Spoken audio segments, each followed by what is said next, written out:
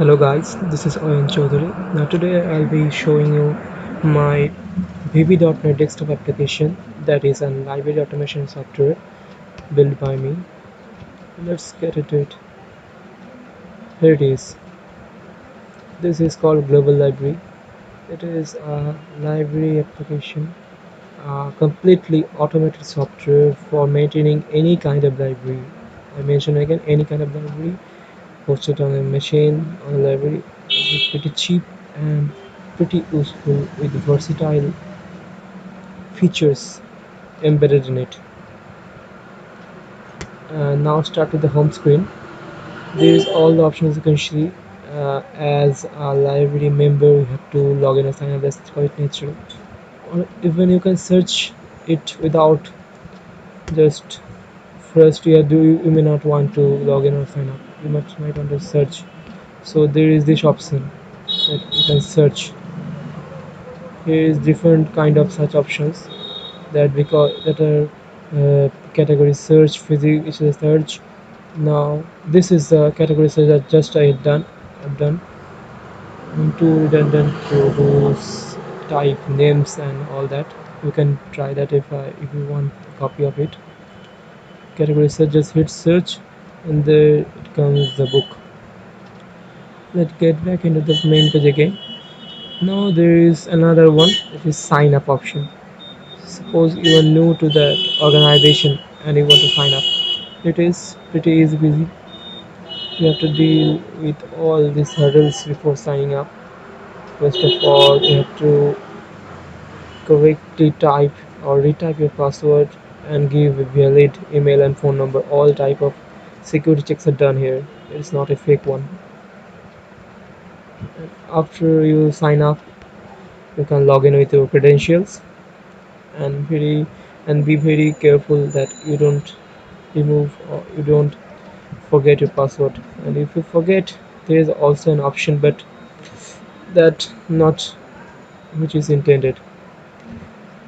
Okay, I'll go into the login section now, but before that I'm just showing you that there is another option, that update.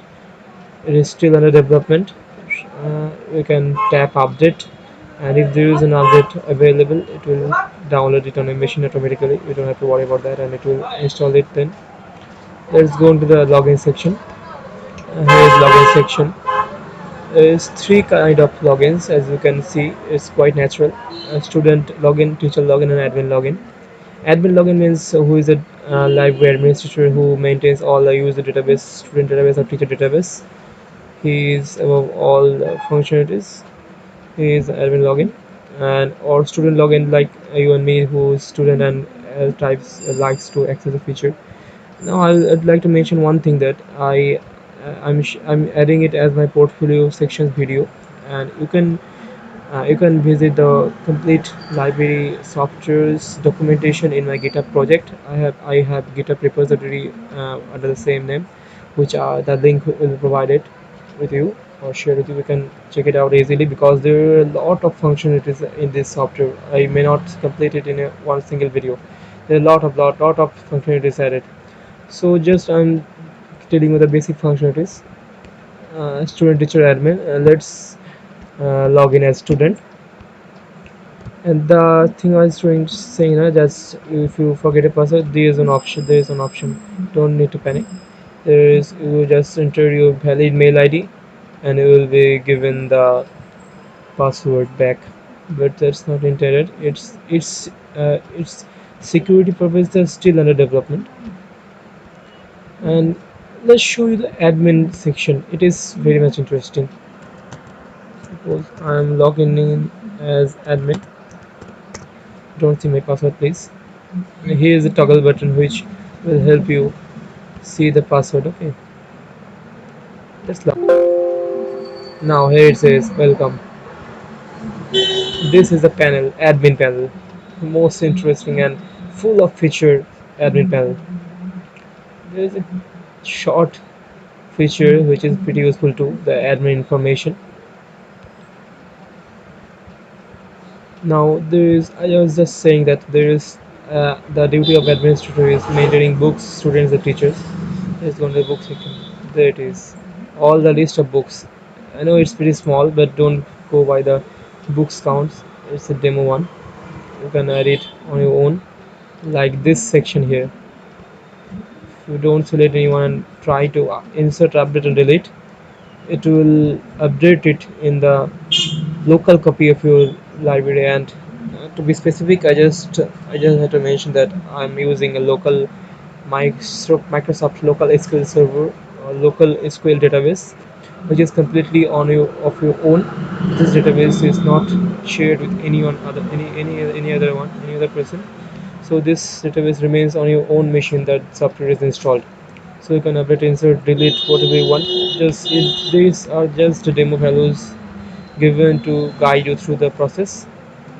Then there is student list, and the very interesting and very great feature I would like to highlight that you can see all the student information here, right?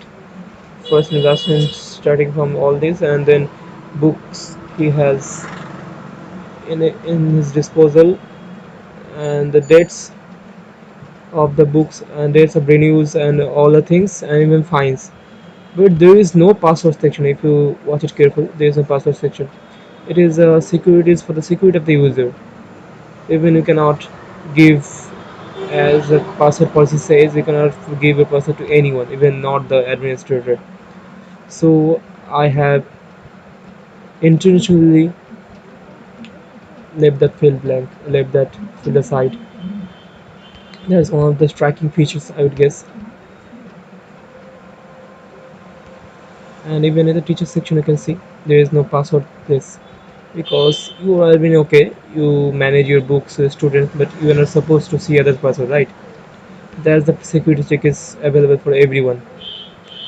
Now let's see if I can log in as student. Let's log in as student.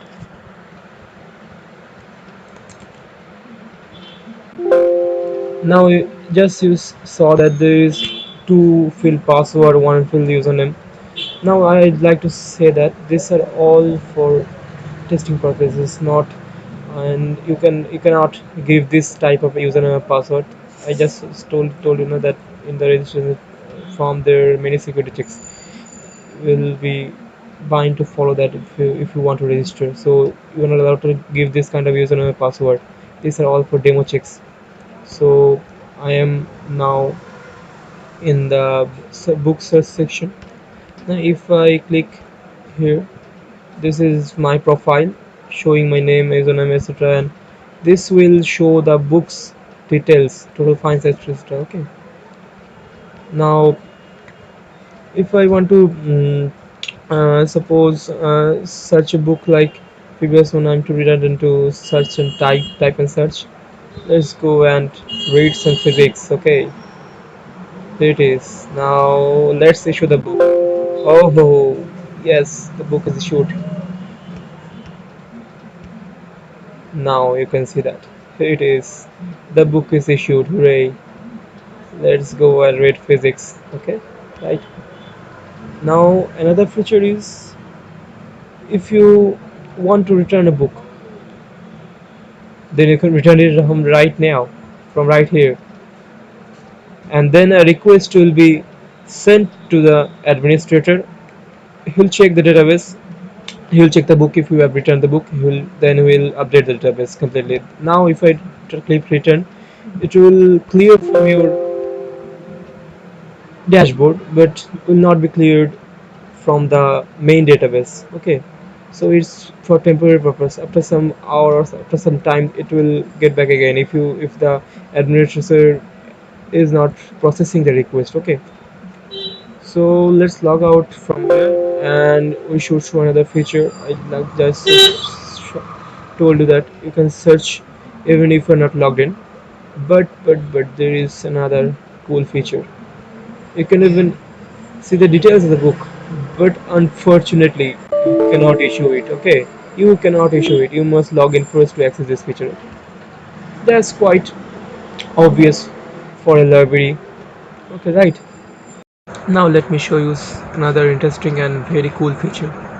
Let's log in as student, as my own account. Mm.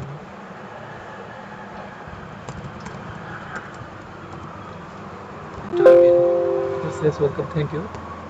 Now, if you remember, previously just shown you that I had shown you that if I click this section, it will show me my user detail and all the books I borrowed and all the things. Okay.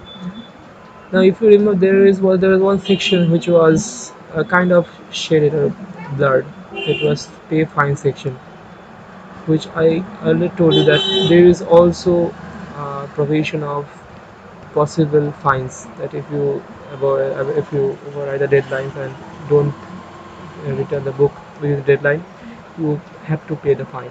And as I just this is a professional library software I built. This includes all the library features, and I mention again all the library features. Yes, it is. It has all the library features within a very simple and cheap architecture design. And if I click this one, I know that this account have some dues, and if I try to see my user, it says you must first clear out your dues to access all the features. Okay. Now, within this period, you cannot borrow books, you cannot do any kind of return, or you cannot renew any kind of thing. You must first pay the fine, and then you may do all the things. Okay, just see. If you try to, nothing is nothing. You can do nothing. You are kind of paralyzed. As only one thing you can do, just pay the fine, be free again.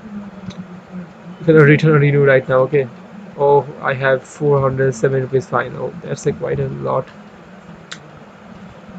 And if I want to tell you about the fine feature, it is for per 3 days user. If the user is student, he have to pay 1 rupee for 3 days, and if user is teacher, he has to pay 1 rupees per 2 days. Obviously, teacher is richer than student, so this is built with keeping in mind all the things. So let's dive in this section. It is very interesting section, I would say.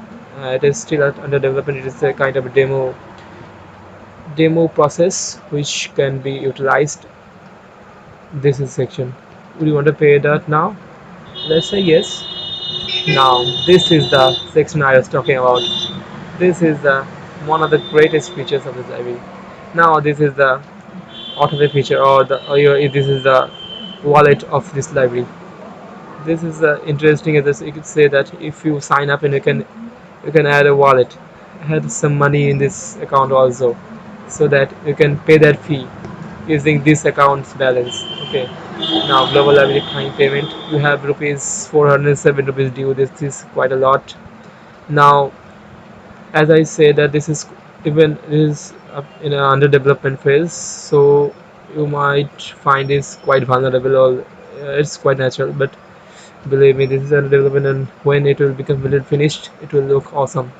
Still, it's quite great. Let's say pay now. Now, this is the thing I was talking about. It is all the global library wallet amount. The specified amount will be deducted from the global library Paytech account. This is the Paytech digital surface that I will be implementing in the near future. So stay tuned. Now there it is. Thank you for paying the fees.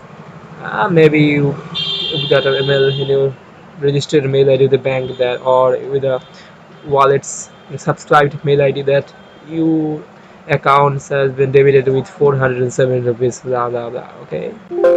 Now let's log in again to continue. You have paid the fees, and again you are all free to go.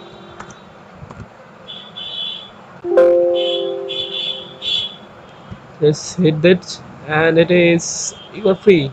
Enjoy, and you can access all the features that was missing before you pay the fees. Okay, thank you for staying at this time with me. Hope you liked it. Hope you enjoyed the video. Give it a like if you really enjoyed my work, and you can also contact me in my portfolio website.